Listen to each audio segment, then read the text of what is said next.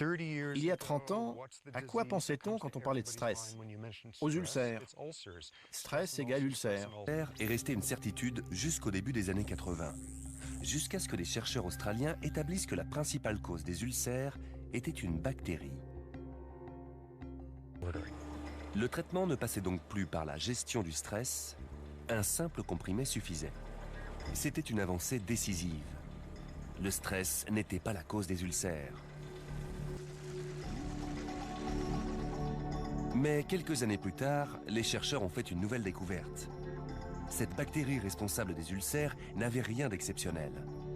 En fait, près des 2/3 de la population mondiale en était porteur, mais seule une minorité développait un ulcère. Comment l'expliquer?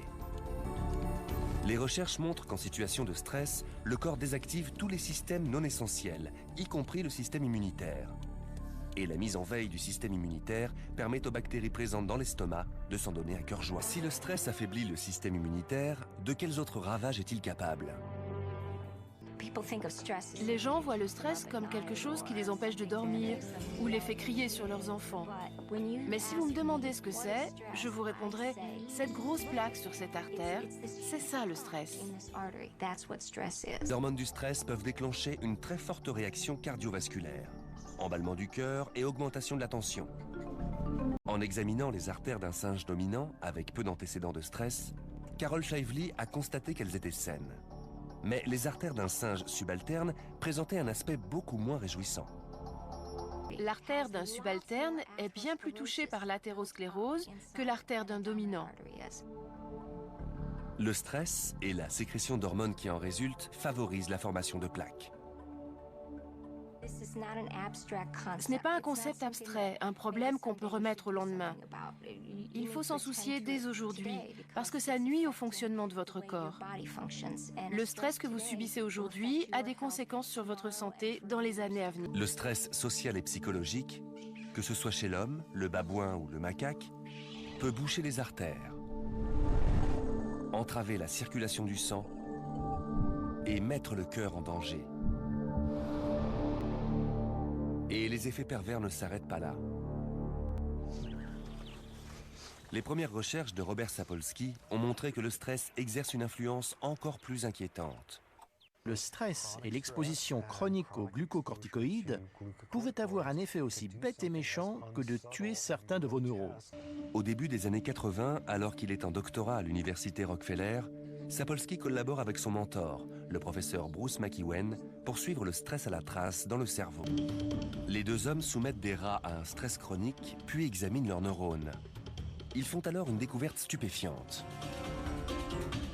Les neurones d'un rat normal possèdent de nombreuses ramifications, tandis que ceux d'un rat stressé sont beaucoup plus petits.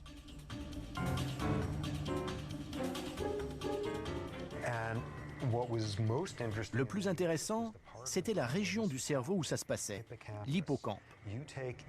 Le b.a.-ba de la biologie depuis 5000 ans, c'est que l'hippocampe est le centre de l'apprentissage et de la mémoire. Chez ces rats, le stress a atrophié la zone du cerveau liée à la mémoire. Le stress affecte la mémoire de deux manières. Le stress chronique peut modifier les circuits cérébraux et faire perdre la capacité à se souvenir de certaines choses. Un stress aigu peut avoir un autre effet. On dit souvent que le stress rend idiot.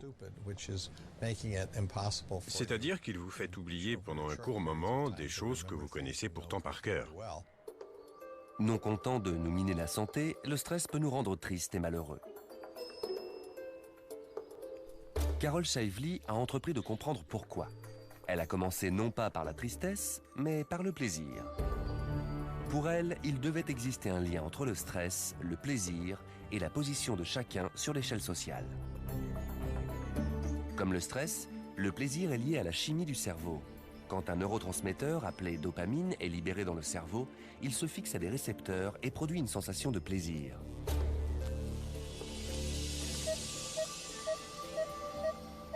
Shively s'est servi d'un scanner très sophistiqué pour examiner le cerveau d'un primate non stressé, notre chef primate. Que le cerveau est très lumineux, car il y a beaucoup de dopamine dans cette zone impliquée dans la sensation de récompense et de plaisir. Elle a ensuite examiné le cerveau d'un subalterne. On a découvert que les cerveaux des singes subalternes sont très peu lumineux, parce qu'il y a bien moins de dopamine qui se fixe au récepteur. Pourquoi? Que se passe-t-il dans cette zone? Quand vous avez moins de dopamine, tout ce qui devrait normalement vous procurer du plaisir est moins agréable. Le soleil brille moins, l'herbe est moins verte, les aliments ont moins de goût. Ça vient du fonctionnement de votre cerveau. Et s'il fonctionne comme ça, c'est parce que vous vous sentez socialement inférieur.